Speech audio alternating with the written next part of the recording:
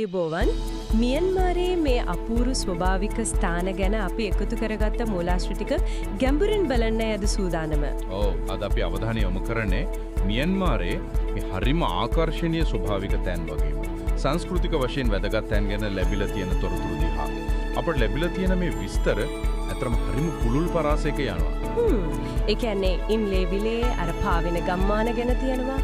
ආයතර මීදුමෙන් වැහුණු කඳුමුදුන් නට්මා town වගේ එතකොට ගපාලි වගේ නිස්කලංක වෙරළ තීර ගැන අනික අර නම්ඩෆා වගේ ජෛව විවිධත්වයෙන් පොහොසත් වනෝද්‍යාන ගැන කියනවා. ඒ විතරක් නෙවෙයි පොපා කන්දේ විහාරය වගේ තැන් හරහා බෞද්ධ උරුමය ගැන යා අදහසක් ගන්න පුළුවන්.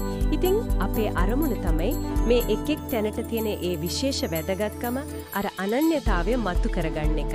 මේ තොරතුරු ගොඩේ හරිය මොකක්ද කියලා හොයලා බලමු. හරි එහෙනම් පටන් ගමු. මුලින්ම ඉන්ලේ විල. ඉන්ලේ ලේක්. මේ ලැබිලා තියෙන විස්තර බැලුවම මේක හරිම වෙනස් තැනක් වගේ. වතුර උඩ ගොඩ නැගිනු සම්පූර්ණ ජීවන රටාවක්. පාවෙන ගම්මාන, පාවෙන එළවලු කොටු, වෙළඳ පොළවල් පව පාවෙනවලු. අනිකර කකුලෙන් ඔරුව පදින මාළු අල්ලන ක්‍රමය ඒකත් මේ විලටම ආවේනිකයි කියලායි කියන්නේ.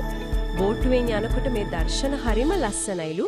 ඒ කියන්නේ මේක ජලයටම බැඳුණු ජීවිතයක් නේද?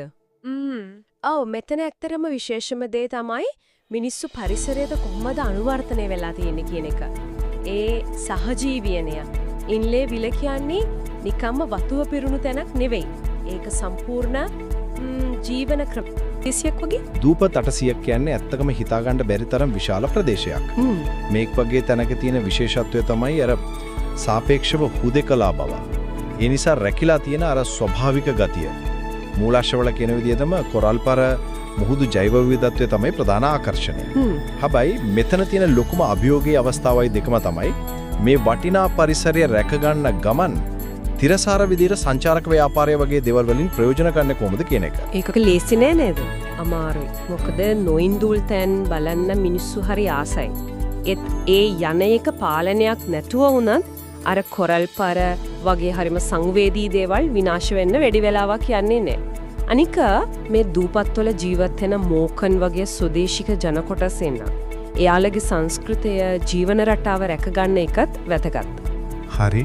ඉතින් මේ කියන්නේ අර ස්වභාවික ලස්සන සංස්කෘතික උරුමය සංරක්ෂණය තිරසාර සංවර්ධනය මේ ඔක්කොම ගැන හරිම පරිස්සමෙන් හිතන්න ඕන තැනක්. අනාගතය ගැන ගොඩක් දේවල් ඉතිරි කරන තැනක්.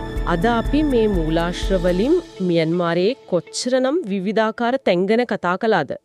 ඉන්ලේ විලේ අර වතුර උඩ ජීවිතේ, ගපාලි වරලේ නිස්කලංක බව, පොපා කන්දේ අර අධ්‍යාත්මික ගමන, ඊට පස්සේ නට්මාටොං නම්ඩෆා වල අර සැඟවුණු සතාසීපාව ගස්කොලන්, ඉරවඩි ගංගේ නිදහස් ගමන, අන්තිමට මේ දූපත්වල අර විසිරුණු මුහුදු ලෝකය.